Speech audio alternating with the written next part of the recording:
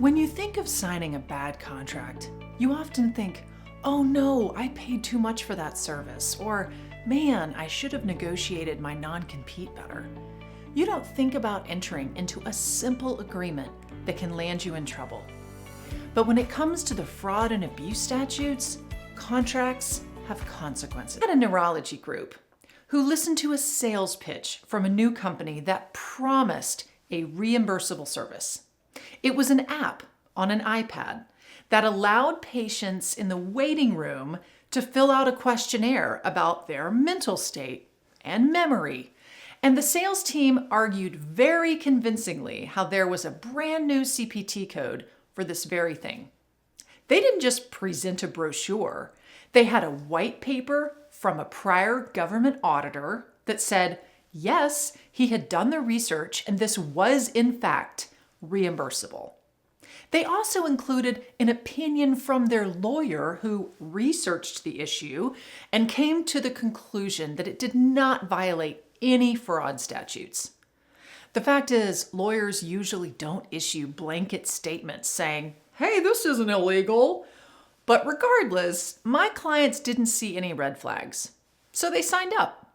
Well, as it turned out, the government auditor that wrote that letter, well, he was a real person working for a research institution in California, but he'd never heard of these people, and he certainly didn't write the letter.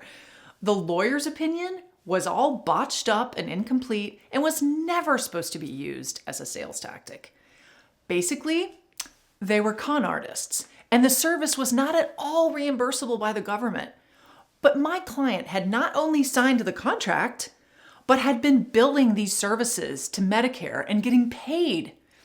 Clearly, we got out of that agreement, but we did have to reimburse the government for all of the money, and it was a very expensive lesson. The fraud and abuse rules are the biggest threat to your practice, period.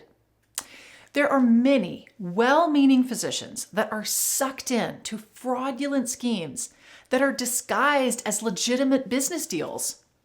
Usually the physicians involved were approached by a sophisticated and well-appointed company with a shiny proposal and perhaps a big law firm opinion to support and assure doctors that everybody else is joining or signing up. Please never believe these assurances. Just remember this talk today. Ask questions. Get your lawyer to review it. I promise you it's money well spent not to have to unwind an illegal deal. Never trust a lawyer's opinion that does not work for you and has an obligation to protect your interests. The more a company tells you something is legal and has been vetted or it falls within the safe harbor, don't believe them unless your lawyer says so. People lie and say all kinds of things to get a business deal. They may even present you with false information, as my client found out earlier, and it will really cost you. A good rule of thumb is to always follow the money and understand that no one in any situation gives out money for nothing. Anytime that you hear, oh, you don't have to do anything, and you just end up getting a paycheck every month, you should probably worry. Having a trusted advisor who can review things for you is so important. Be careful out there. Until next time, I am Amanda Hill of Guard My Practice.